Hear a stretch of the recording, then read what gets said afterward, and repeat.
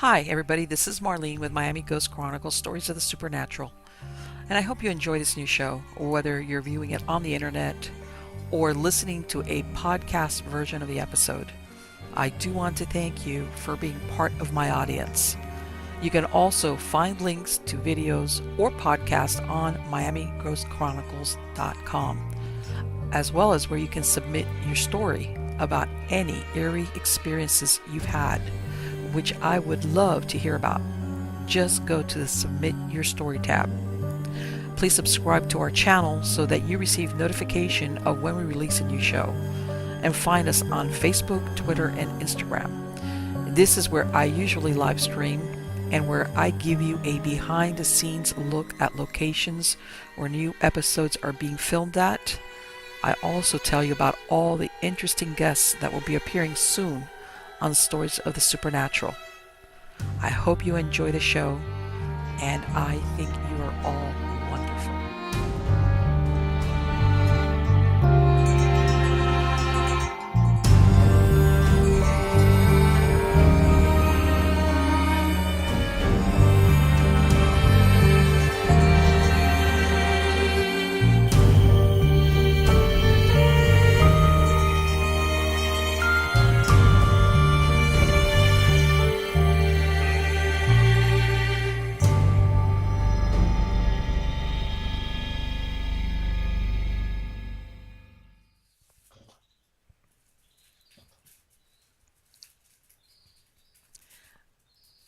Hi, everybody. This is Marlene with Miami Ghost Chronicles Stories of the Supernatural.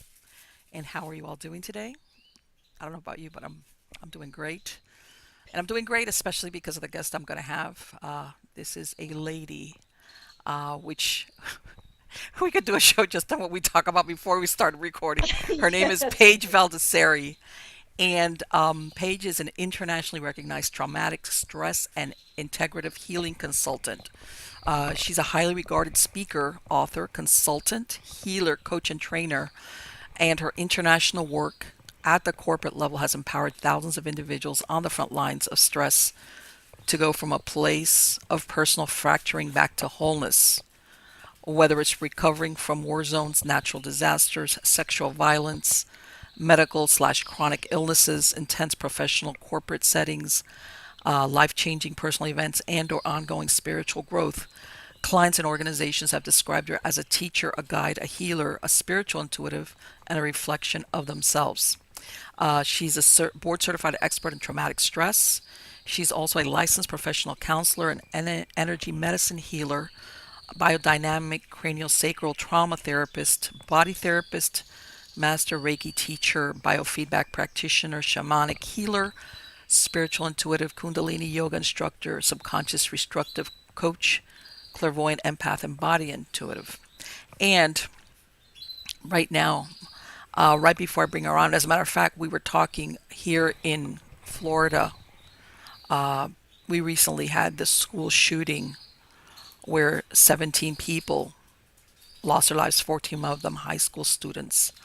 And we're going to talk about that type of trauma as well, but how it expresses itself in the organic body, among other things. But anyway, Paige, how are you doing today?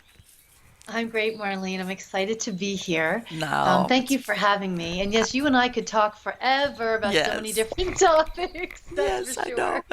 It's yeah, it's like I was looking at your book. I was looking at I could do a week worth of show with Paige because there's so much out there. And we spoke briefly because a lot of this has nothing to do. I love Western medicine, and especially when it comes to trauma to the body. You know, as far as helping or saving somebody's life. But and we talked about it. There's more to a human being. There's also a mind-body connection as far as what happens to us. That sometimes even let's say if you suffer a trauma, well, let's say a car accident, whatever, and you go into the hospital and you get medical attention and they save your life. But then there's other things that go on with us, whether it's our mind or our spirit, that sometimes is traumatized as well. But Western medicine sometimes doesn't address that, does it? No, no, it doesn't. That's why I'm a firm believer of integration of Eastern and Western medicine together. It doesn't have to be this or that, black or white.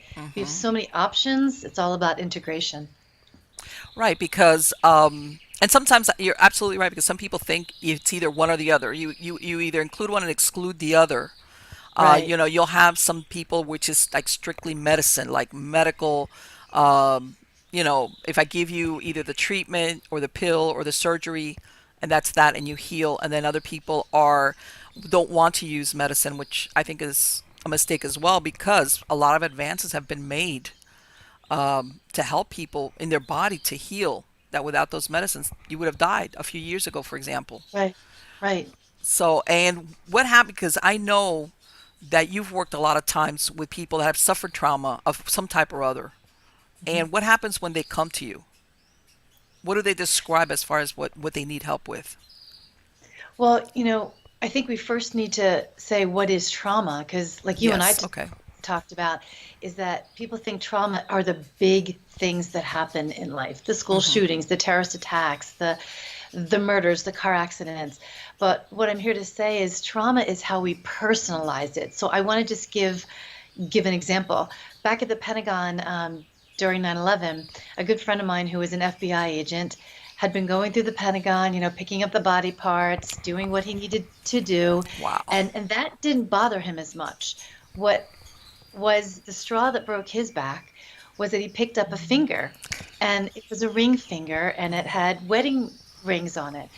And he started to decompensate because it wasn't so much about, yes, 9/11 was horrible, but for him, that finger that he picked up was a female ring finger with wedding rings on it, and he was going through a separation and pending divorce.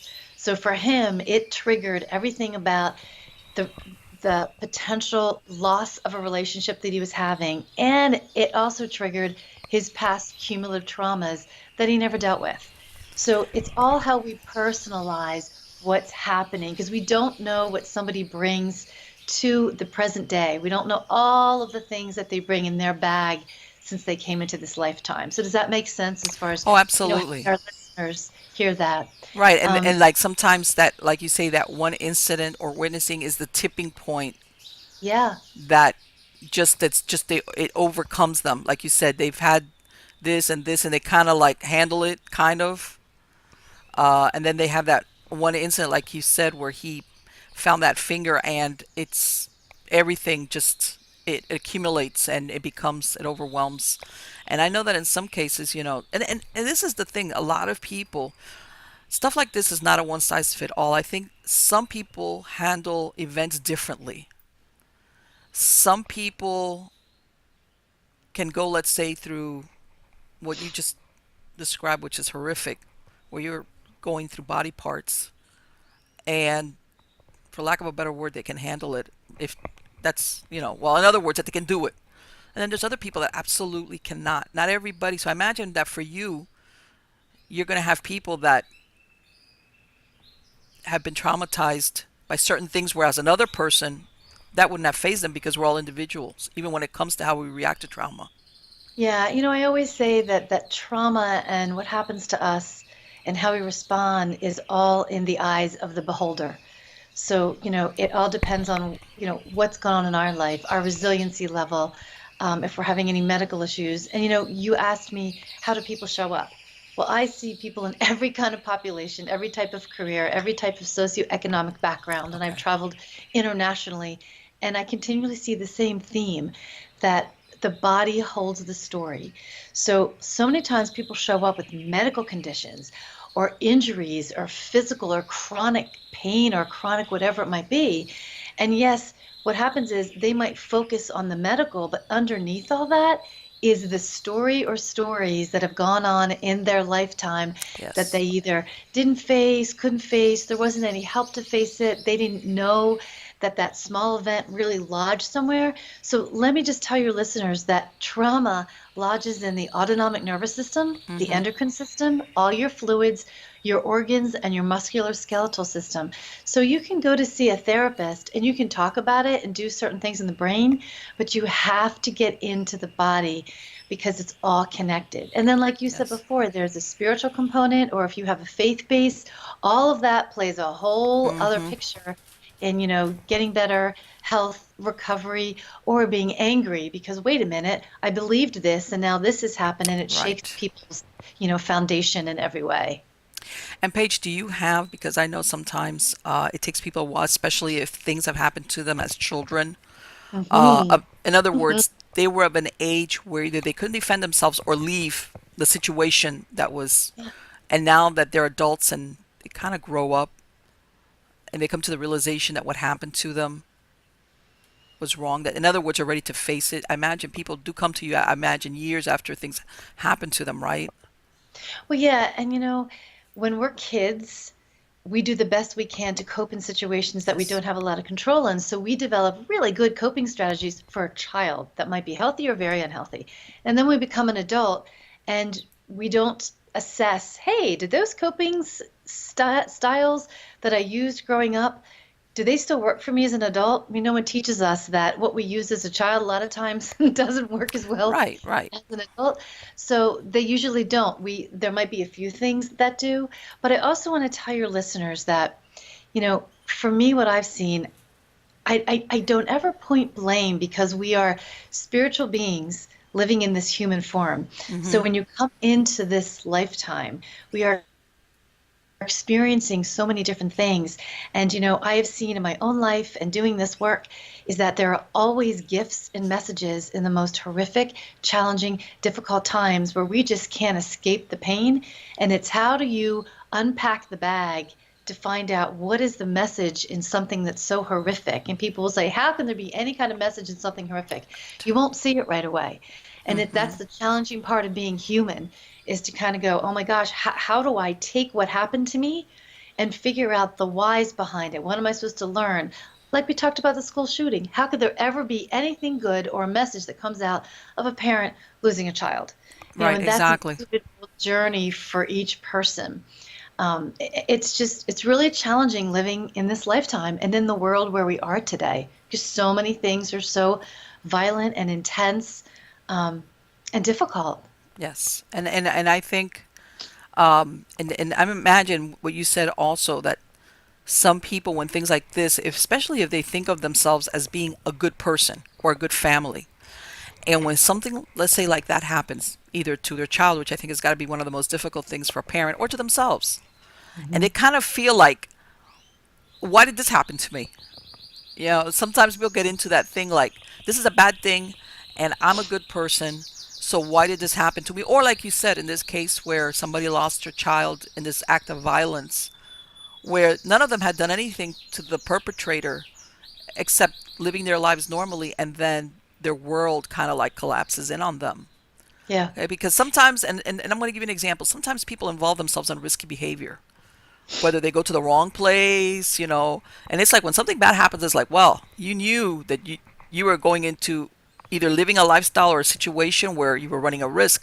But when you have people sometimes that are living a normal lifestyle, sending your child to school as an example, which you consider a safe activity, and then something like this happens, I think that, like you said, sometimes it's very difficult for them to understand that there is something in there for them, even though initially I imagine it might be too painful for them to try to flush it out, find it, come to grips with it, or at least salvage something out of the whole.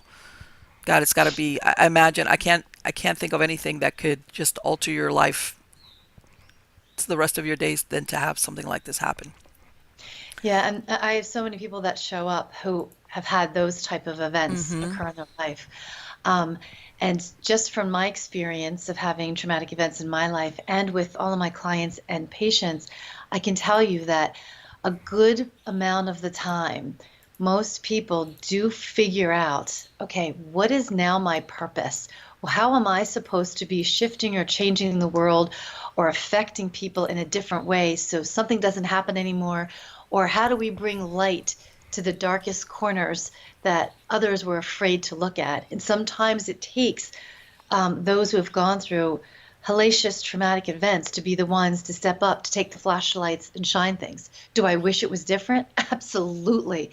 Right. Unfortunately, we live in this type of lifetime and world where this happens. Hmm. So, for me, it's an honor to have somebody shed their complete soul of just gripping pain and difficulty and challenges.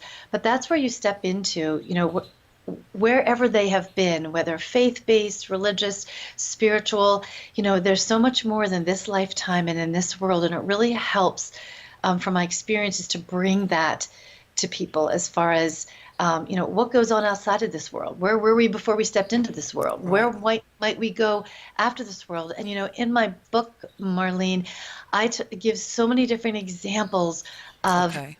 messages that come in from children, from adults who have transitioned. And I don't use the word die as much because Hmm. we transition somewhere else from this world. But how many times I've had these children or these adults come in to assist me to help others, or they're assisting their loved ones, or they're assisting just us as humans in this lifetime. So they might not be here in physical form, but Right. they're helping in ways that they couldn't before in physical form.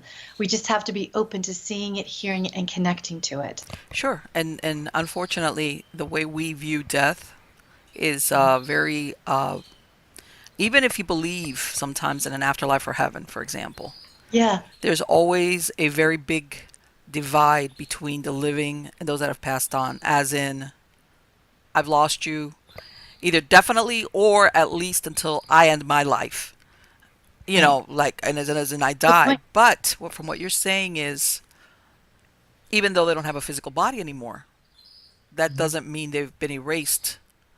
Um, Absolutely. And I'm so glad you brought that up. And that was a really good point that you made because there is no, again, black or white, this or that. And I teach so many people that come, and I give workshops on this too, of how do you get connected to those who have transitioned? How do you begin to hear and see the messages that they're saying, "Oh, excuse me, I might not be there in physical form," which is the worst because we're human and we want that connection. yes. You can be open and hear the messages of from animals, from plants, from other people that just show up for 5 seconds that Mm-hmm. give you these messages.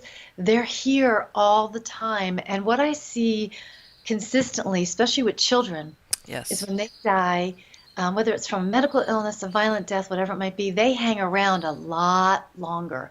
They're really hanging around. They're really motivated. They're really, wanting to make sure somehow and give signs and messages to their family members that it's okay. I'm still here. I'm still around. It's just, in our human form, our brain can't wrap Right. around And, something and, that and we don't I think know that fully. for parents or for family, this is really what they want to know, which is this child Yes. okay? Are they okay? Yes, and I see it all the time that, you know, how do I say this? Every adult and child that comes to me who has transitioned, died, they're not all in the same place and space. So that's Okay. what's really interesting what I see, but what I feel and see consistently is, wow, what a difference, what a lightness, Yes. what insight that they have outside of here.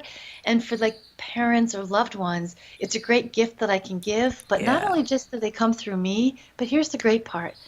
I can put somebody on my table because I use a table as well, or they can be just sitting down and I can open up portals in their body where they can go inside and now connect with their loved one and Okay. feel their loved one from beyond this realm so they can have closing conversations, connections, figure out how they can connect to each other while the one person's still alive in human form and their Okay. loved one has transitioned. That to me is so powerful because they're like, oh my gosh, Sure.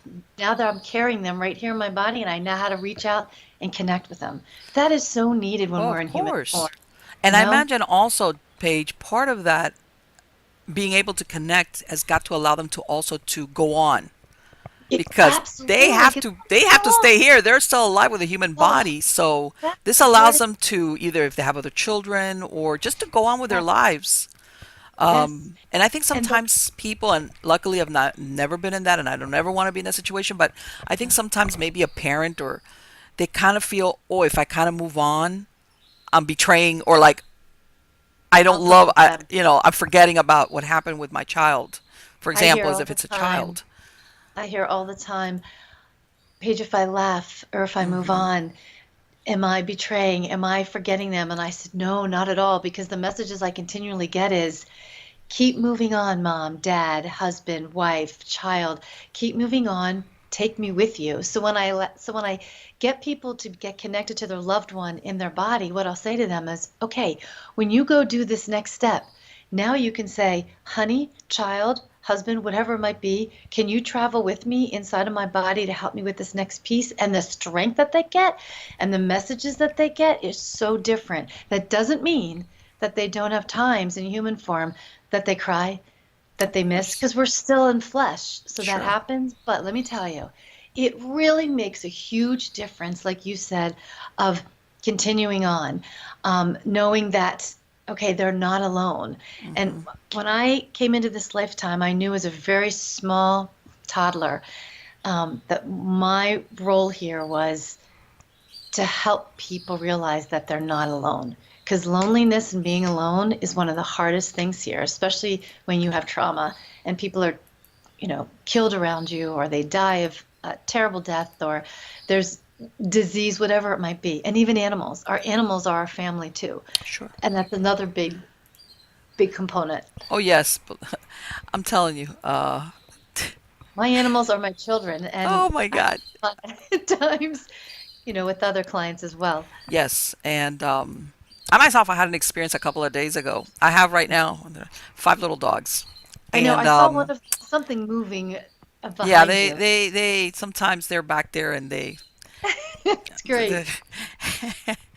and one of them we left in a hurry because we had forgotten something, and we have a front door that sometimes if you don't slam it right, bottom line, and we have a gated property, Hmm. and when we got back and we opened the gate to bring the car in, I saw one of them outside, and I was like, oh my God, okay. But then I couldn't find one of them, and we had been gone maybe a little bit. I was frantic. I was frantic, Yes, of thinking I had course. lost one of them. I mean, we have It's a your big baby. property, and finally, I mean, I went around the property. I couldn't sleep. I couldn't. I rode even after like at midnight. I rode around, and I would go on the four-way stop signs calling her name. And I was, oh my God, it was so horrible. And I had already put ads on Craigslist on all the, and I went to Oh, sleep. Difficult, like when your body just can't. And all of a sudden, I hear it's like I hear her barking. I was like, she's like, by the way, a little dog. That's another thing. And I woke up. My husband next to me goes, "Where are you going?" She was at our front door. I don't know how she got out. I don't know how she got in at 2 in the she morning, said, "Hello, I'm here. I'd like to come barking. home And it was now." like that bark. I have children, but it's almost like your dog's bark. Yes, yes, I I still do. to this point don't quite understand how she got out and how she came back in. Okay, She's but small. back to the She can point of fit. yes, I'm one of these people that even our animals, Hmm. they become enmeshed in your emotional life where they mean a lot to you. Uh, and I mean, I've had pets die on me, and I understand it because I think that's something that we forget about sometimes when we get animals that not what 95% of the time we're going to outlive them Yeah, unless you got a parrot or a tortoise.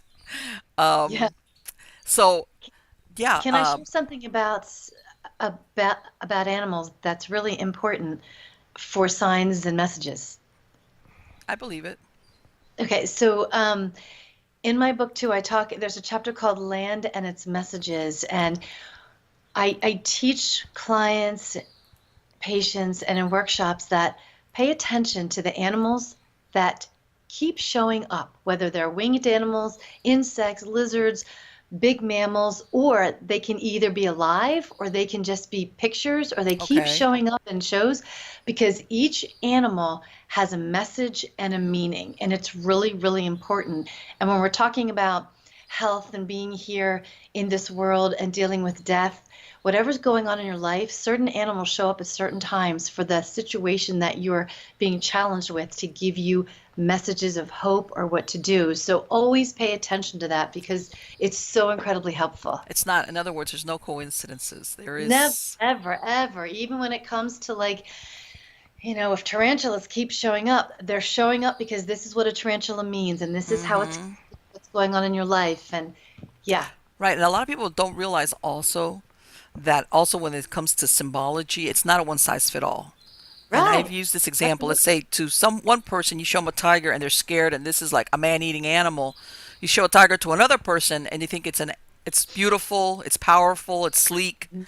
You know, Mhm. everybody has a different interpretation. So like what you said, what you're seeing is meant for you individually At that time at that in your time for you to life. interpret it according to like what you said, what is going on with you, whether Hmm. you're conscious of it or subconsciously, because that's I'm a subconscious behaviorist, and I know that a lot of our behavior and our reaction to things is dictated by our subconscious mind. Like you said, based sometimes even on experiences we have that we might not even consciously remember, but we react to it in different ways throughout our lives, unless we come and, for lack of a better word, make peace with it, or you Right. know, I, I don't, I'm And not so much into and that closure word, well, I don't know but if you're ever going to get full closure in human form. You right. may get some peace and ease about something.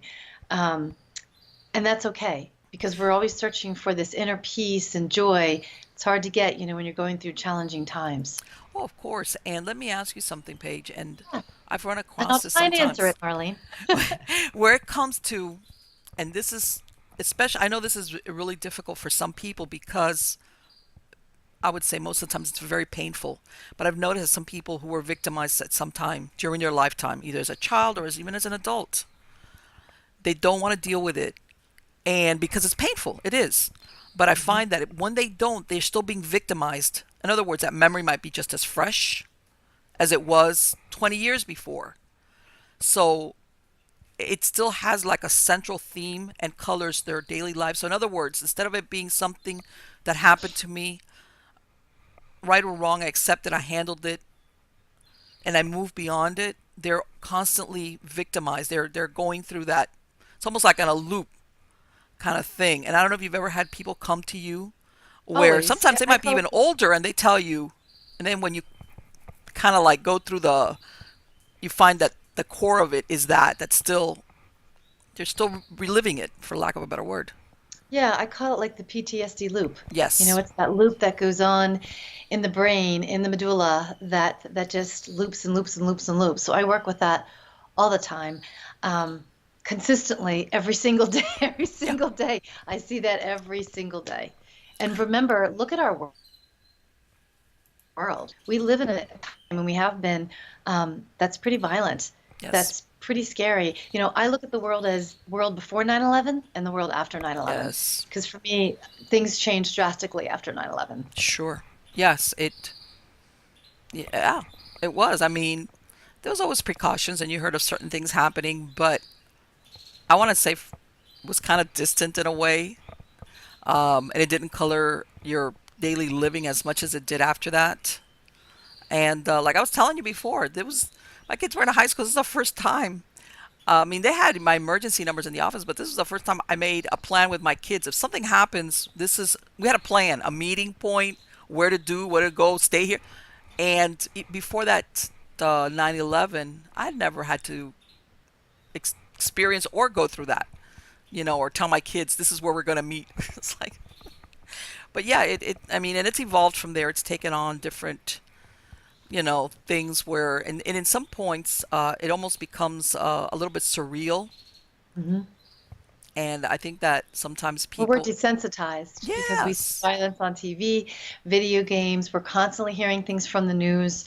Um, I remember working at the Pentagon, and there was certain places within the Pentagon that the war that was in and still is in the Middle East, hmm, when they would do warfare, we'd have these younger adults pushing buttons, sending, missiles over there. And to them, it was just like playing a video game. There was no sure, connection to a missile over to life that is over there because they've been so desensitized from playing video games all their life. So yeah, we take a look at, what TV, movies, the news, video games has played a part in all of our lives. And even though right, we've become desensitized, Every single time you watch or hear something like that, the body takes it in their fluids, the organs, the musculoskeletal system. It still creates a level of unease and on the spectrum of trauma in your body each time you take something like that in. Yes, and it's like you said, in the game you hit reset and everybody gets back up and you just Yeah, redo it again. There's no permanency as far as or the value of human life, even if it is one life or various. right. I mean, it's and and I don't know, and like you said, maybe it's because the video games or the amount of time. And I'm going to go back to the good old days. I remember watching what would be considered politically incorrect cartoons when I was a kid, like Johnny Quest, where Oh you saw. gosh, I remember Johnny Quest. Yeah. But you know what? I always did used to distinguish. Plus, let's say I would just watch that Saturday morning, and after that, I would get up and go outside and play. Yes. So I wasn't constantly bombarded Mhm. by this. It was like it was a cartoon, it was an adventure, but I knew that that was not real. Uh, and but the rest of my time playing, that was not what I was doing. And I think, like you said, because let's face it, it's very engaging if you get into it. Mhm. Plus, you're in the air conditioning and you've got food, and Right. you just hang out with your friends. Or in some cases, I know a lot of people even develop relationships with other players if they're on one of these platforms where people from around the world can go in and play at the same time. I've seen where um, this is more real to them than their real In life. lives. Yeah. Yeah. And It's a good escapism. it is. And there's nothing wrong with escapism. And, I've found, some, like I tell somebody, it's okay to self soothe. You know, that thing how they say women, you know, we go shopping, and everybody does it for a little while. It's okay. Distract yourself, go to the Right. movies, go shopping, whatever. And then you kind of like come back and you're like, okay, now let me see if I can handle what's going on. It's, some type of stressful situation that's going to happen. If you're alive and you got a pulse, it's going to counter stress somewhere along. But it's when all of a sudden you're distressing or distracting yourself continuously, Right. okay, and That's real the issue. life and all the things that come with real life are like, I won't think about that now. I'll go play. Right. Right. Right. And then Everybody what you're likes a little playing bit of is what you said, distraction. what you bring into your mind and into your Your system, body. to your organic system. Yeah. Yes, I agree that the phenomena that we're experiencing now has a lot of roots that if you follow them back, the final product is what we're seeing now.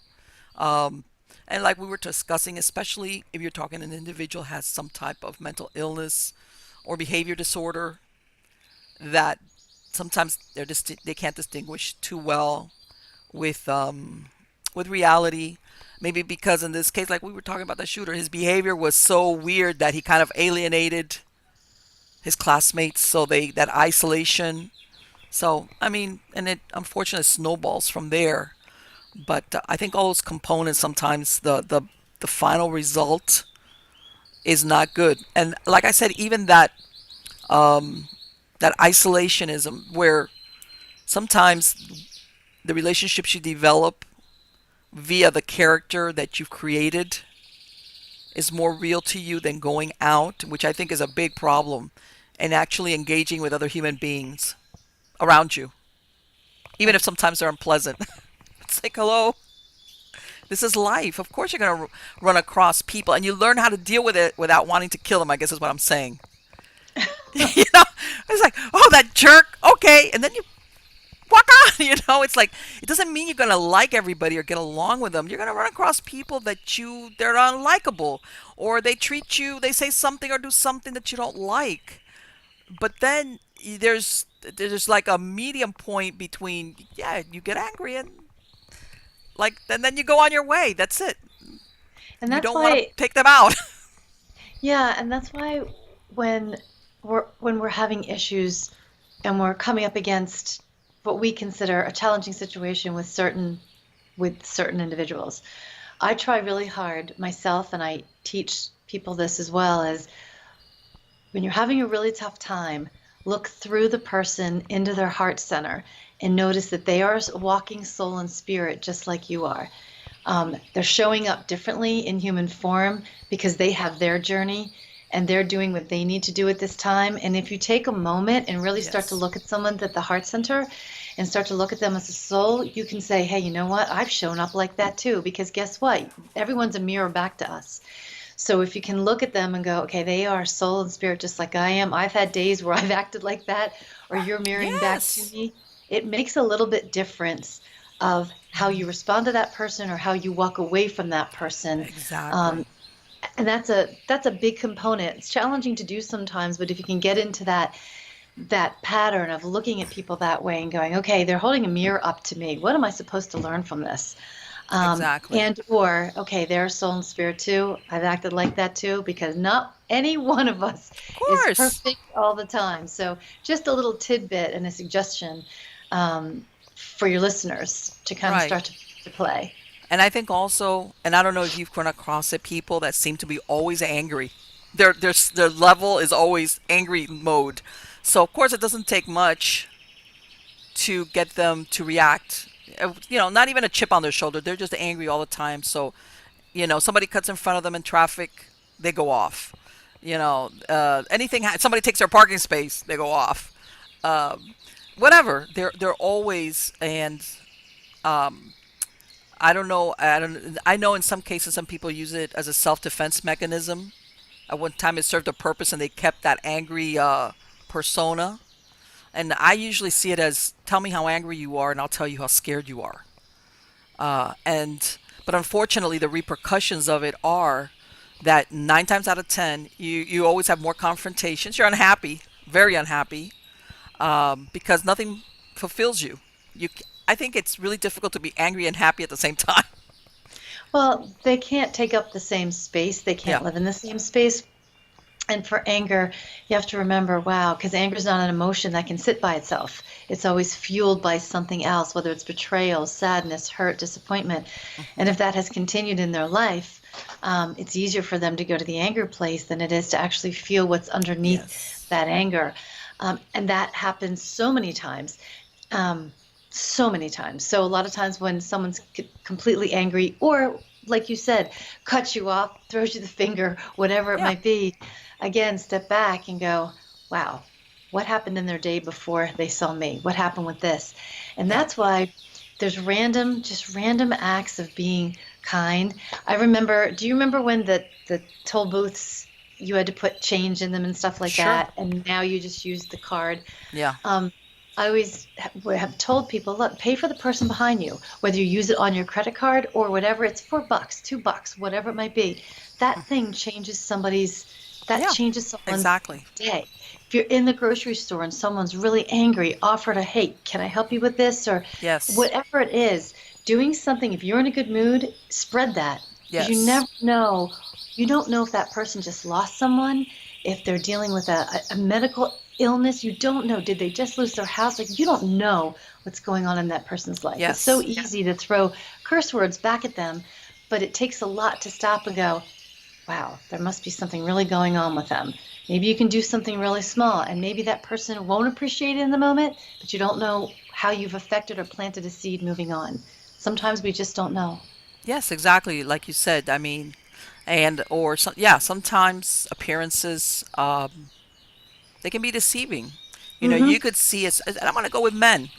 Especially men that sometimes have a difficulty expressing, They use anger more sorrow. easier. Uh, and you see them and they look like they don't care or anything, and you really don't know what's going on inside of them as far as why they're acting angry. It's just because maybe they just have a hard time accepting sorrow or feeling it, in other words, and they think they just don't know how to handle it. So, like you said, you really don't know what's going on inside of them, that an act of kindness could make a difference for them. Whether it's man or woman, Hmm. just try and always remember because we've always been in those places too where we've been angry, we've been disappointed, and that's blasted out towards someone, towards someone else in some way, shape, or form.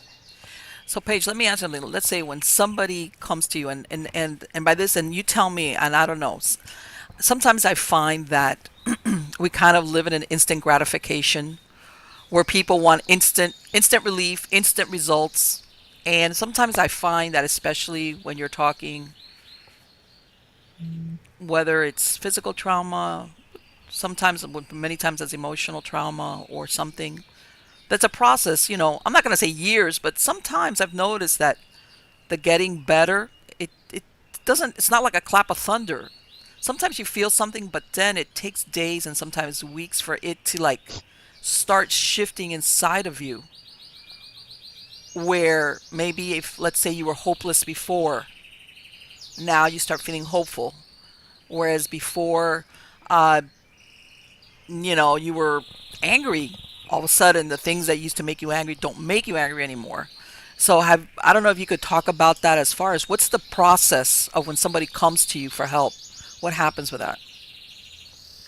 Well, that's a loaded question because Yeah. I'm such an anomaly. I use so many different kinds of things, and people can either come and see me face to face, they can do retreats or virtual because I have so many different things that I can do virtually with someone. Again, I go into the body a lot because the body holds the story. So Okay. if you have a story that you've been looping around in your brain, where are you holding it in your body? Like we talked about anger. Where is anger being held in the body? What organ is it connected to?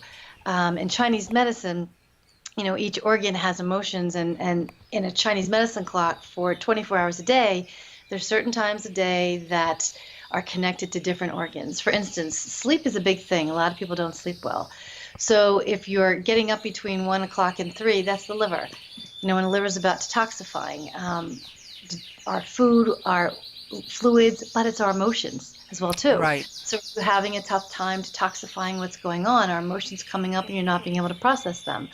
Um, so, I use a combination of Chinese medicine, organs, chakra work, the emotions, the body telling the story, and what type of physical ailments have you had? Each one of us carries our emotions differently. So if someone comes to me and says, hey, you know what? I'm always having intestinal issues, chronic diarrhea or constipation, IBS, whatever it might be. Well, that's the first and second chakra, and that's a lot has to do with, how grounded are you in the world? Where do you believe you fit in the world? Mm-hmm. What's your stability level in your world? Your sexuality? Do you have, past sexual assault, sexual abuse types of issues, inappropriate touching?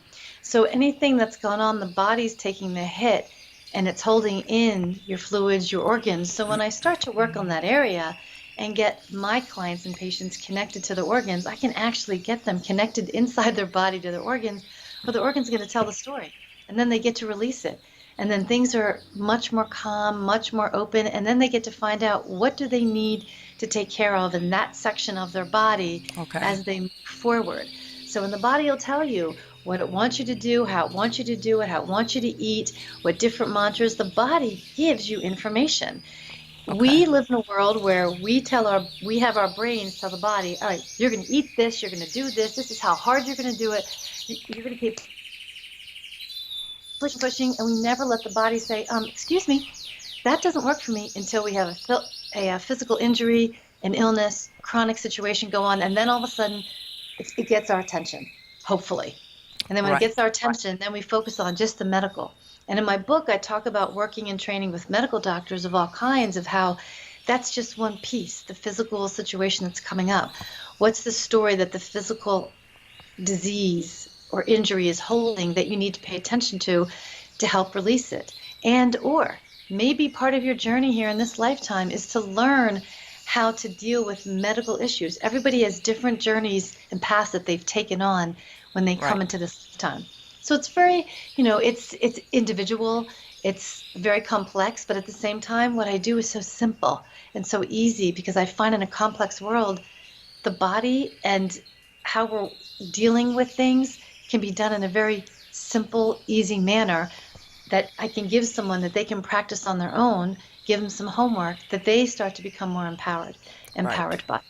I know Right, it's which kind of is hard what you want to say. people, the person to Yes. become empowered, that they could, that How at many some times point have they're going you to go seen? on by their own and take care of themselves.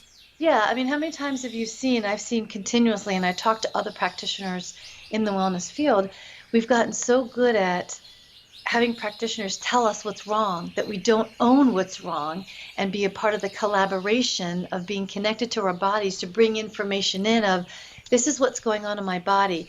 Those pills or supplements that you wanted me to take, I already know that's not going to work for me because I'm connected to my body. Like we want somebody else telling us how, when, what to do. Mm-hmm. And not that we can't guide and assist, but you have to take ownership of this flesh that you came in with and start to step into it so you can be collaborative for your own health and an advocate for yourself. And let me ask him because it sounds also, and I don't know if you've ever done anything it's called parts therapy, which is, usually has to do with your aura. And, Mm, when people, their aura gets holes in them or thins out, yes. sometimes because of trauma, sometimes if you got some type of addiction or had some type of addiction, you know, And it could be just environmental as well, yeah, it other could be people's it could be energy. a lot of Many different things things. that'll Yeah, a lot affect of your different. aura. Yeah. As far as to protect you, that's kind of like. Yes. Let me ask you, what it sounds almost. Have you ever, when a person, let's say, have you ever found that any of what's affecting them in their body, that it actually sometimes takes on us, that if that it looks like something, whether it's a black mass or sometimes has even has a certain look about it, or the person's personalized it to look as a certain way. Like I've heard of some people saying, well, you know what? If you ask them what does it look like, they'll say, well, it feels like something dark, or it feels like Oh, yeah. a Yes. black ball Yes. or whatever. It's not Yes. really a black ball in the sense that, but that's how they see it in their auric body. And I don't know, do you see that, or have you had people describe it when they All finally the get to time. that point where you find it in their body? All the time. And when you're really connected, what they see is generally truth of what's going on in the body. They can describe the texture, the color, the Mm-hmm. size. And then, of course, we have conversations. So if there's a mass in there, the mass will talk back. I teach them how to do that. The mass Yes. will talk back and say, this is why I'm here. These are the reasons why. This is what I need you to do. This is what I not don't need you to do. Again, it's becoming fully connected to what you've already been connected with when you first came into this lifetime. Right. You have a knowing and an inner wisdom as soon as you came into this lifetime, but no one has taught you how to connect fully to that inner knowing and wisdom. Like people talk about mindfulness, which is fantastic. What I do goes leaps and bounds beyond mindfulness, where it's Yes. it's it's going into everything and really taking full ownership. And like I said before, because illnesses and viruses, boy, they're coming in stronger and stronger. I do a lot of work Yeah. with neurotoxin illnesses, whether it's mold or Lyme or Epstein-Barr, because that's really embedding in people's bodies and just bringing their quality of life down horribly. Yes. The other day, I had to go to an emergency room, not for myself, but for somebody else. Uh-huh. And, because now we've got this thing going on with the flu. And it's the Ah, first time I walk in, the personnel, that take your information, or if you're trying to yeah. find somebody's room, they all had surgical masks on. And I was like, Yes. okay. And all of a sudden I was like, okay, I'm putting on the Purell. Yes. And it was like, wow, it's doesn't you understand that when you're going to an emergency room, there's people there with different types of illnesses or sickness. Some of them are contagious, some of them are not. Some of them are contagious and don't know it. But you never kind of like wig out the way all of a sudden it was like, why is everybody behind this desk sitting on with a surgical, one of these things over their mouths and their noses? It was like, now I'm looking around and it was like, okay, I just see people that are sick, but and I guess maybe being all the time inside a hospital, but that's the first time I had seen that where it kind of like wigged me out a little bit, like, okay, um, and I understand that I don't want to understate the severity of, let's say, all these people that have died because of recently of the flu, but sometimes people don't realize that there's certain sicknesses, not like before, let's say when there was the Spanish influenza at the turn of the century where millions died around the world, but that, yeah, people can die, you know, from of the flu, and they have been dying sometimes because their immune system's compromised, or they were old, infirm, very young. But and sometimes I know the media does has a little bit to do with that as well, as far as kind of like uh, making us ultra aware, or in some cases ultra scared of what's been around us all the time, which is that because our bodies, we're still susceptible to sickness. Yeah, and that's a good message about going back to the challenges that are going on in this world and how much fear consistently comes out that we always hear Yes. about. It's fear, fear, fear, fear, fear, fear, fear, fear, fear, and that Hmm. embeds in the body. And we become a society that's much more fearful, much Yes. more protective. And when there's fear, there's a difficult time having love and trust. So we Yes. battle that here, and that fear again, we capture it inside of our organs, inside of our fluids, and it creates illness, injuries, disease, chronic situations on top of our Yes. daily life of stress Yes. that we go through each And day. sometimes, I my ability to watch TV sometimes it's so I watch certain things where I don't see that many commercials like Netflix or whatever. But Right, even when I right. do, I'm like, how many commercials are are we going to get about different pharmaceutical drugs Yeah, or treatment for cancers? What is this? Yeah, it was like it's you continuously get bombarded by these messages, and I'm thinking to myself, and sometimes I call it what's called the industry of fear, where there's a hmm lot of people making a lot of money from keeping hmm a lot of people really scared all the time about everything. It feels like sometimes it's almost everything. And I agree with you. Sometimes um, we have this uh, dialogue almost in the back because, let's face it, we're exposed to it in so many ways all the time where we Yes, develop this fear living, of yes, living. yes. Everything, whether it's something you eat, some place you go, like when I went to the emergency room, uh, and I guess it's okay to tell people, you shouldn't eat this. Let's say cigarettes are bad for you. Great. Or certain things, yes, you should notify people, don't do this or don't eat this, don't ingest this, don't go there because it's bad for you. But when you continuously, I think, get bombarded from all sides every day, all of a sudden you walk around, even if you're not aware of being scared of living life. And I think it impairs your enjoyment of life on a day to day basis. Um, that doesn't mean I know that some people get very sick or that things happen, but there's a lot of us that, unless, you gotta, and that's another thing. A lot of people sometimes they don't know how to live on a daily basis because the the daily life it's always full of pitfalls because they're given all this information all the time. And I think at some point, depending on your personality, not everybody's the same. A lot of people take it in more and they put it into their psyche, their being, and in some cases, comes out some other way. Especially if you're just a little bit of a hypochondriac, the type, where they're more likely to buy into all the things that can happen to you, for example, health wise.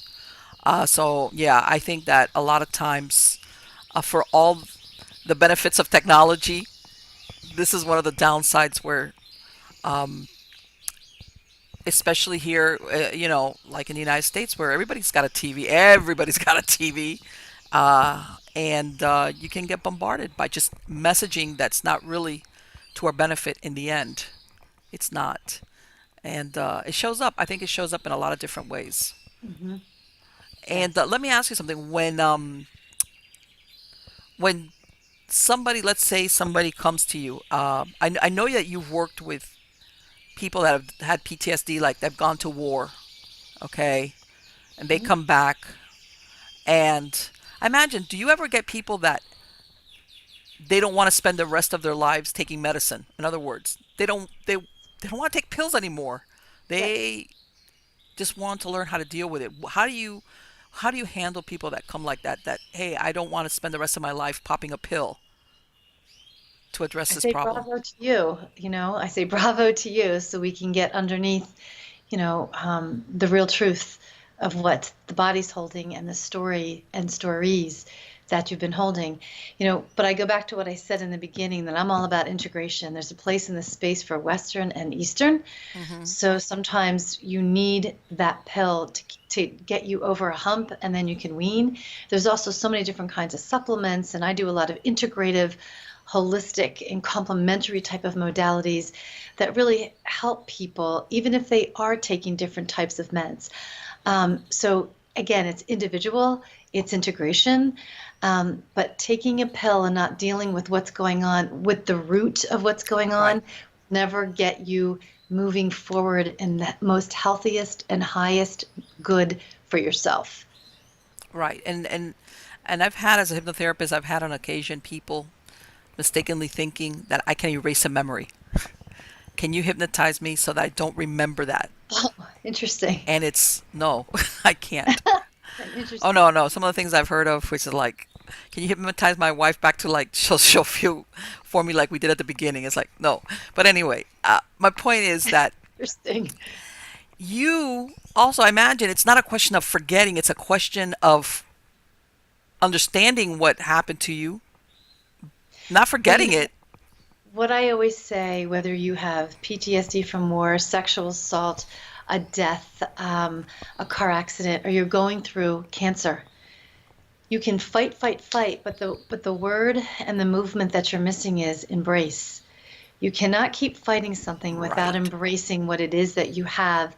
I see a lot of cancer patients, and for them, it's, fight, you're a warrior. You are a warrior. But at the same time, you also have to embrace the story that's inside of you because it's here for a reason to give you information.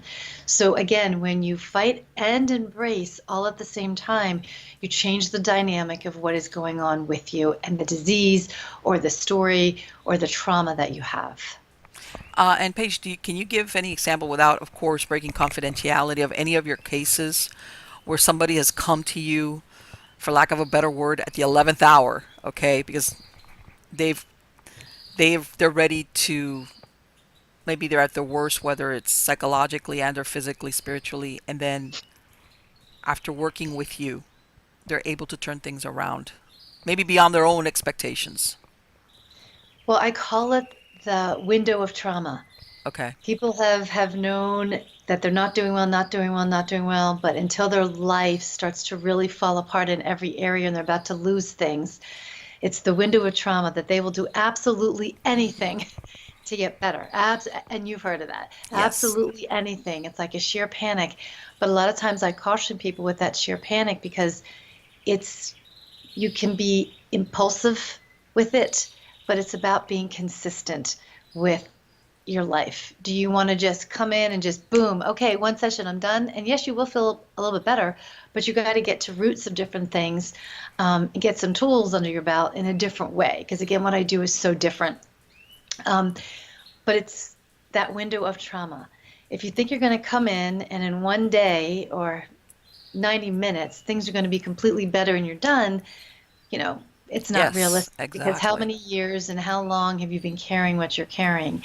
And if I'm going to Yes. work with the body and we're going to work with different things, it's going to take a little bit of time. Now, my work does move much quicker than Right. most because of the different things that I do. But yeah, and I've worked a lot with first responders for years, fire, police, military, and in the world of fire and EMS, we call them frequent flyers and in the ER, where they're constantly coming in. It's the same thing. It's the same story, Exactly. and that's what they're used to. And we all get frequent flyers sometimes. And by the time someone reaches me, they want to do the work in every single Yes. way. They want to do this advanced work and they want to get connected beyond this earthly realm and they want to know more and they want to step deeper into it and they want to be more empowered and they want to be step into their knowing more and be a little bit more intuitive and work with the trauma that they have. When someone comes to me, you want to do the work and the commitment. I don't deal with frequent flyers, Right, exactly. because of the level of how I work. And have you ever had the situation where somebody comes in for what's apparently, let's say, whatever, a trauma of something, and then when you work with them, you realize that underneath that there's other things, or another event, or another experience. Hmm. So in other words, it's, yeah, they might Oh, come in and say, well, this happened to me, whatever, a year always. ago. And then when you start working with them, you go, okay, and you realize there's more underneath it. It's almost like another layer. Yeah, there's always layers, but Hmm. what I find is all of the layers, you could have lots of different traumas and situations, but what we're looking for is what is the themes? because the Yes. theme is what carries you through. So you can have all these different traumas, but it's, what's the theme behind all those traumas? And I'm a big believer, and I've seen it in my own life and with my clients and patients and where I've deployed and where I've been, is that with trauma and all of the different layers and all of the accumulations kind of that, go on with Mm-hmm. trauma, that you don't need to keep reliving it and have somebody talk about it and every single piece. The body already has the story. Right. You keep having them talk about it over and over again or having them relive it, you're just perpetuating the fight, flight, Right. freeze response. I don't do that because I don't need to do that. That's another reason why I have people come to see me, because they don't have to relive what they've already gone through. It's a Right. very different Do process, you very gentle. find in some cases where people, like you said, once you start going into a little bit more of what's going on with them, that there's also a pattern of repetition, basically driving these experiences that end up in some type of trauma for them? In other words, they kind of like It's keep the stumbling over same. the same. They want to make it right, but they're just going about it the wrong way. Absolutely. It's kind of like life. If we don't deal with something, the universe sends us the same message. Could Mm-hmm. look a different way, but we still get the same message. We still don't get it. They'll send it again, a little bit harder this time, and they'll keep sending it till it's more intense until we finally say, "Uncle, okay, I'm going to Yes. have to deal with this." Or someone goes, "I'm not dealing with this, and I'm just going to drink or gamble or have risky behavior or whatever it might be." But the universe always gets our attention for our highest good. Yes. Yes. It's almost like, and you would think, well, why would somebody put themselves either in a situation or in contact with a person that's going to repeat a very unpleasant or traumatic experience? Because that's what they're familiar with, and Exactly. that's what they're, Exactly. it's In like their a logic subconscious mind, they'll thing. say, no, never again. I won't. Forget it. We have to learn the flags, and sometimes these flags or situations are very insidious, Hmm. and they're not as clear. So if you're not as connected, Yes. excuse, and what these And I'm flags glad are, you brought that up. Sometimes they start out very, very subtly. yes, yes, Some people think that it's in your face, and sometimes it starts very subtly, and then as it progresses, whether it's a relationship or some whatever, all of a sudden you're neck deep, right in a very similar to what happened to you before, whatever it is, whatever the situation is. And you can ask yourself, and I've seen it. Oh my God, I can't believe this happened. Or, and it's like, okay, there's something there that you're not wanting to either accept, deal with, uh, look at. I you mean, have it to could, remember too, there's also different levels of layers. So yes. maybe the same situation comes up, but it comes up in a different way because you're ready to look at it from a different layer. Hmm. So again, it's so individual. Yes, right. And that's what a lot of people sometimes, and I think a lot of people, like you said, sometimes they want the magic pill. And but I think when it comes to stuff like that, when it's something a little bit deeper in your psyche or something that's really causing a problem, that one size fit all or reading a book is not going to quite cut it, as far as that you're going to need help. Let's say like coming to see you, somebody like you, okay? Because well, maybe work for your friend or for that person that you saw on TV might not be exactly work for you, because it's your own individual, what's a result of all your experiences, nuances. Like I said, some you get two people that undergo the same experience. One deals with it, and the other one doesn't, even if they appear to do so, because we're a product of God. It could be genetics, environment, uh, everything that basically that we take in from the moment that we're able to. That even though we're not conscious of it, so we're very individualized. I think as far as when it gets to that point where you can't that's affecting your life. Let me ask you something, Paige. Do you have is there an age group where you say there's an accumulation of either results where people say that's it, I give up, like you said, uncle, and they come to see you? Or do you, is there like, is it older people, middle age?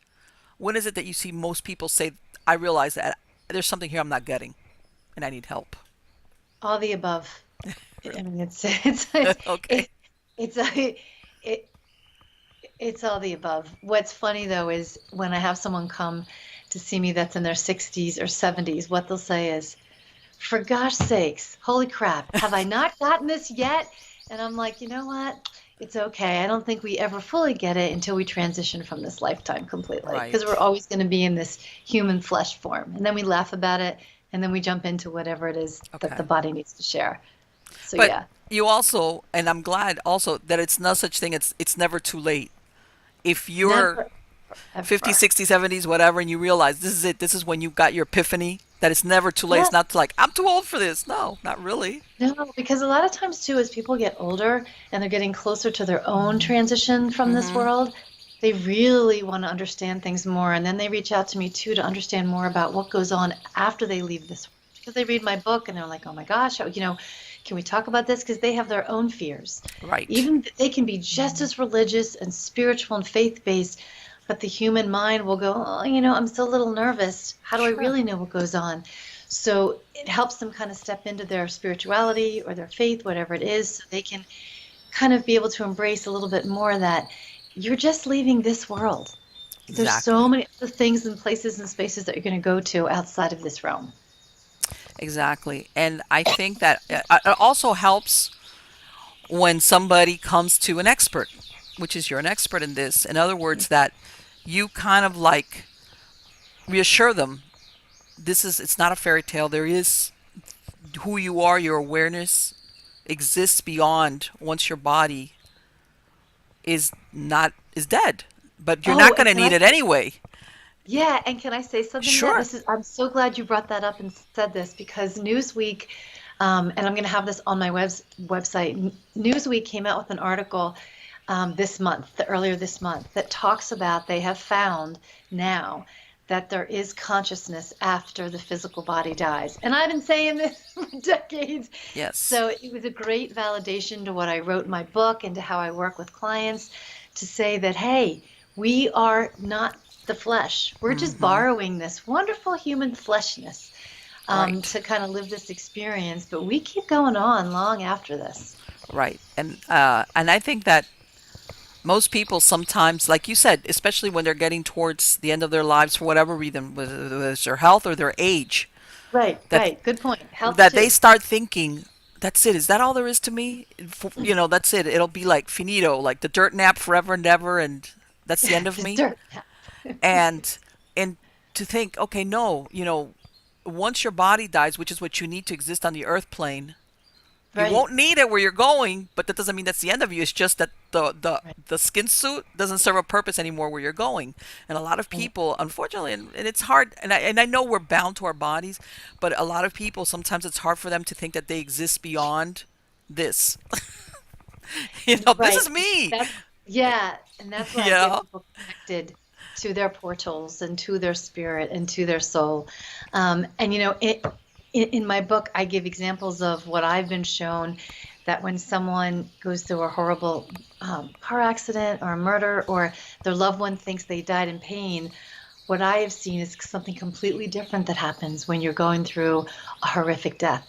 So it's actually much better than you can imagine. It puts people's minds at ease because we always think the worst. Oh my God, they suffered, they The did this. suffering, yes. No, this is what really happens. And I talk about in that book what really happens with the soul and the human body when it appears to be a horrific death. Right. I think that there is a point where, despite, and like you said, the ones that are left behind, where you're thinking that this person is agonizing through the whole experience, and I think there's a point where the awareness of who that person is kind of like goes into more like an observer mode, as far as maybe they are able to witness it, but there's sometimes it's not necessarily this horrific, minute by minute, second by second, uh, that people envision, that people feel when they die. Like you said, some I've type been of shown that the soul gets pulled out and they don't have the physical pain or the emotional right, pain when this is going on. And I talk about that and give examples of how that occurred in my book as well. which is fantastic. So, Paige, let me ask you, what is your website if anybody wants to go and visit and see your books or make an appointment with you? Oh, okay. Of course, it's a long website name because it's my name. If I'd had an easier name, it would have been a lot easier, Marlene. So it's paigevaldiseri.com, and it's PAIGEVALDISERRI.com. And I know that you'll have this link, so if you didn't Yes, catch that, I'm going to have the link yeah, at the you bottom have, for yeah, anybody, but this is in case somebody's also just listening to it, they can find it. You also have, your book out. Um, yeah. And the book is, and I know that you are visual, so I'll see the book, but it's called The Red Bag: Connecting the Journey of Healing Through Life, Death, and Beyond. okay, And you can get that on Amazon, okay.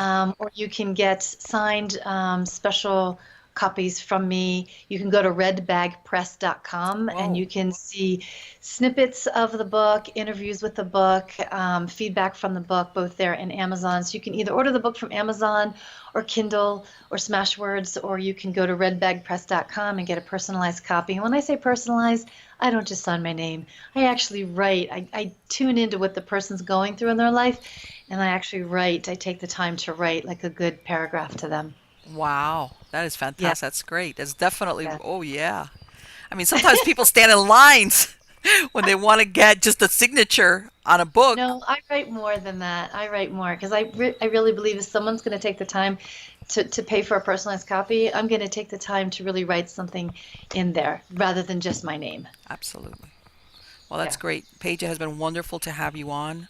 I want Yeah, to thank you thank you, so much for Marlene. I spending this time. enjoyed It was talking great with to you. talk to you.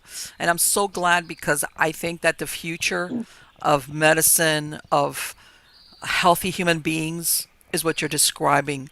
It's an integrative approach where Yeah, not only is it the body, but the psyche or the soul, the mind, everything. You can't include one and exclude the other if we want to right. have healthy human beings. Happy human beings, very important. Happy. I'm Yeah, into the happiness thing. that's good. That's great, Marlene. Take care. Thank you so much. Thanks, Marlene. Bye bye. Bye.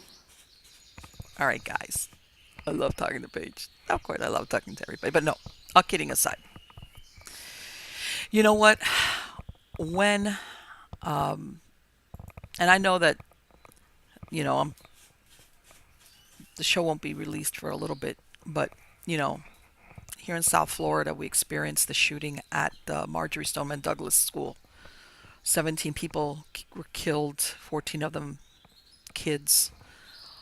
Um, and the worst part of it is that, like what we were talking about, sometimes, let's say you are going or doing something that you know something could happen to you. If you're a police officer, if your window washer. I mean, there's certain things that you always have in the back of your mind that something could happen to you. You don't want it to happen and you take precautions. But when you think of going to work, if you're an employee at a school, or you're a child or you're a parent sending your child to school, okay, um, this is the stuff that so many millions of Americans do every day without thinking twice that something like that is going to happen to them and change and shatter their lives because there's no other way to think about it. Okay. Even the students that survive. As a matter of fact, now in these few days is when they're starting to come back to school, and I don't know how they're handling that. Um, you know what? This is what's happened. This is like a time capsule right now that happens, and of course, it got national attention. My point being, but there's other things that happen to people individually throughout their lives that can be just as shattering. It doesn't make the news, okay? It doesn't get all this what's going on, but it's just as devastating to people. And I wasn't kidding when I said that I truly think that some people naturally or whatever, they know how to handle it. They process it, they grieve, whatever the situation involves. But there's a lot of us that get stuck.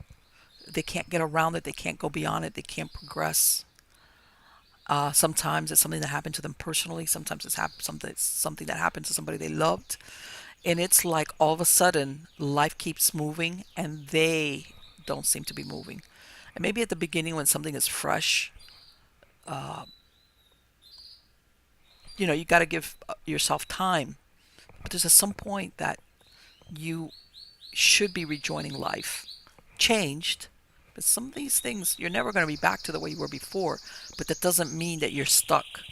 And I think that the approach or the methods that Paige is talking about is something that we need to see as the norm of how we treat human beings when they find themselves either trauma, emotional or physical trauma as a child. Maybe it's a one-time thing that happened to you.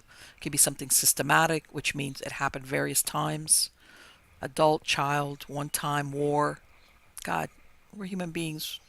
Like I said, you have the same situation, two people, one handles it really well, the other one just doesn't. We're all different. But because of that individuality, I'm hoping that in the future, besides Western medicine, which deals strictly with having the body survive, that this will become very, very accepted. And I know I'm reaching out here. They will even have insurance plans that will cover the cost of not only traditional psychotherapy, okay? And by this, I don't mean that you don't need to have a mental or behavior disorder to go to a psychologist or a psychiatrist. I'm talking as this is part of integration of exactly what she said, that a lot of times we take this grief or this anger or whatever it is and we integrate it into different parts of our body and it shows up in certain ways. And we need to get to the point where if that person needs it, that they have access to it and it's an accepted form of, how can I say, giving us good health in all.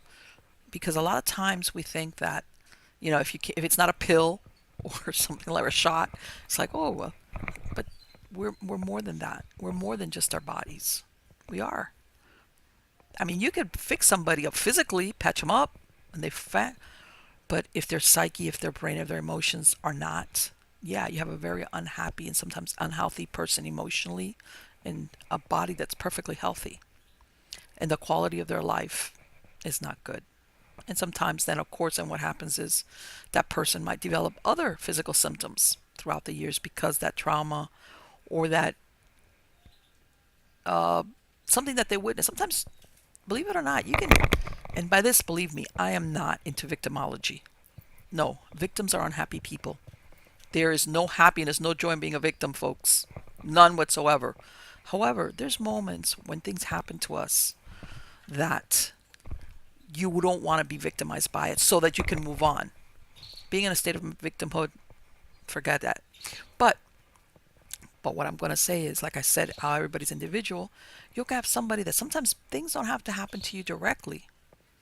Okay, you could be a witness to something and get victimized for it because, fortunately or unfortunately, depends on how you want to look at it. Us humans have this great ability to imagine how easily that could have been us, or fear that someone that we love, they could have.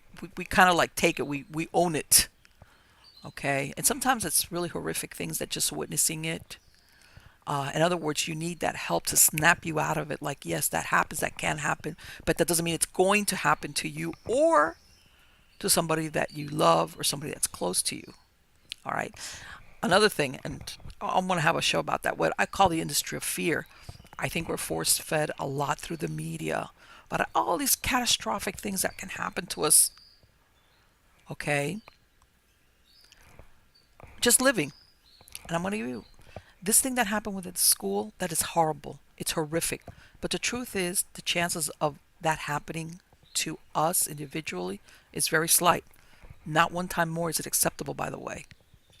By this, I don't mean it's okay. It is not okay. And that it should be addressed. Absolutely. But that the rest of, I'm going to use the United States, of us Americans thinking day in and day out, where all of a sudden you're getting victimized by this mindset. What if I send my kid off to school and they're going to die and somebody's going to have and all of a sudden your life is, and then you watch all these commercials of all these medicines or diseases or illnesses, and all of a sudden we're getting bombarded with all these messages of all the things that can happen to us, all the bad things that can happen to us, either happen to us, illnesses, and you know what? That's bad for us. That's bad for us because whenever human beings live in a constant state of fear, even if it's in the back of your mind, it it hurts you. It impinges on the quality of your life. It's much more difficult to be happy because even when you're happy, you're waiting for that other shoe to drop. As in all these things that I see every day that could happen to me. Okay, or you'll get the people that think that they don't deserve to be happy. Oh my God, all these horrible things happen. All these other people suffering. Why am I so lucky that nothing's happened to me? Yeah, there's people out there. There's nothing wrong with that. Everybody's got their own path. Okay, sometimes things happen to people without them bringing it on themselves, for lack of a better word. Sometimes things happen to people because they put themselves in a situation or in a location where it was more likely. But we should never feel guilty for being happy, especially if you're living your life on a day to day basis. Very important, folks. Take it day to day, okay? And I think at the end, and I've said this before, I think in the end, what we all want is just to be happy, okay? I'm not going to say that we walk around going, ha ha ha, I'm so happy. It's great. But that we're content and that we're happy. And when you're like that, whenever you get the dips or the bad things that happen, and sometimes it doesn't have to be really bad, it could just be things that are annoying, stressful, things that happen, we're able to better cope with them. Okay? When you're in the happy mindset or content mindset or hopeful mindset, when things happen from little to inconvenient to whoa, your approach to it is more realistic, as in maybe at the beginning you'll go, okay, but then you're better able to cope and find solutions or see the light at the end of the tunnel. However, if you are living already in fear, in distrust, in anger, in hopelessness, whenever you get the inconvenience to whatever, it's overwhelming. Even the smallest inconvenience becomes huge. And if it's really something, a stressful, big, giant problem, it can seem insurmountable. And that's why I'm saying that we should all strive, and by the mean, I don't mean Pollyanna, okay, to look at the positive spin of things, to take our lives in segments of 24 hours. Because the truth is, last time I checked, time travel is not possible. You can't change what's happened in the past, okay? Worrying about the future doesn't change it. We worry about a lot of things that never come to pass. By the way, there's a big difference between worrying and preparing. Okay, let me give you an example. If today's Tuesday and on Friday I have a project or presentation that I'm worrying about, it is not going to do anything for me. Now, if you tell me, hey, today, what do I need to be prepared? Oh, well, let's say I have to have a certain set of clothes that I want to wear. Okay, I'm going to make sure that that's ready. So I'm not going to stress out on Friday finding out it's not there. Or do I need to get this material? Or do I need to, okay, that's it. That's what I need to do today. But I'm not worrying about it. I'm just preparing for what I want to do. But I don't spend my whole day thinking of all the things that are going to go wrong worrying about Friday. Believe me, it doesn't. And a lot of us make the mistake that thinking that we worry about something, we're preparing for it. It doesn't exist.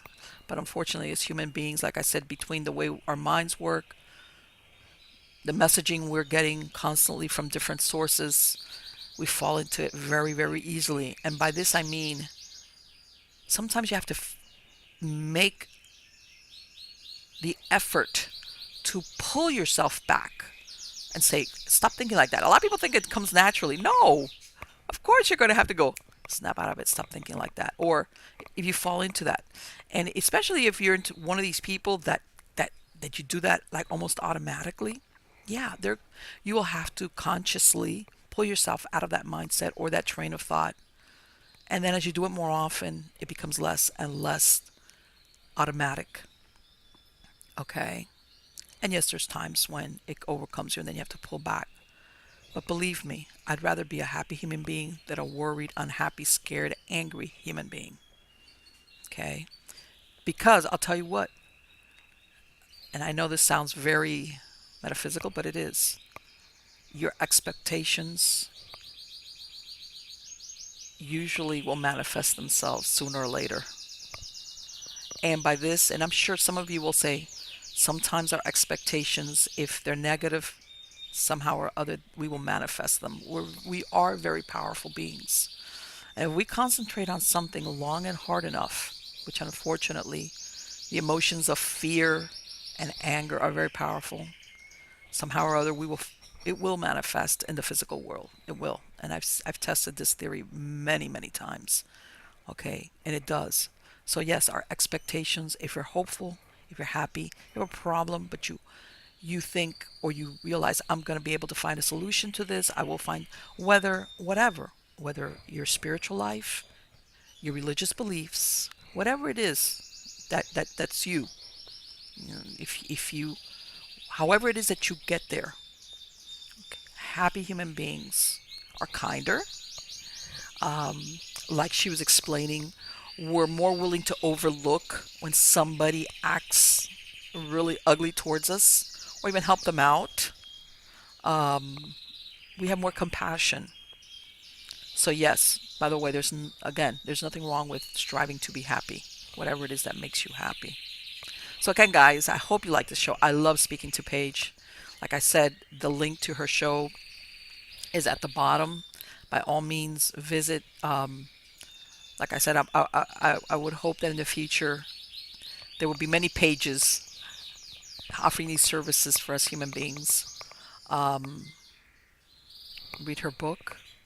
Hey, let me tell you something. It sounds like you get a lot for that book. I'm telling you. It's almost like you get a mini reading to go with it. Um, and subscribe to my channel. If there's some type of notification on there, hit it so that you are aware every time I release a show. If you're catching me on YouTube, if you're catching the show on podcast, whatever the case might be. I also live stream on Facebook, on Twitter.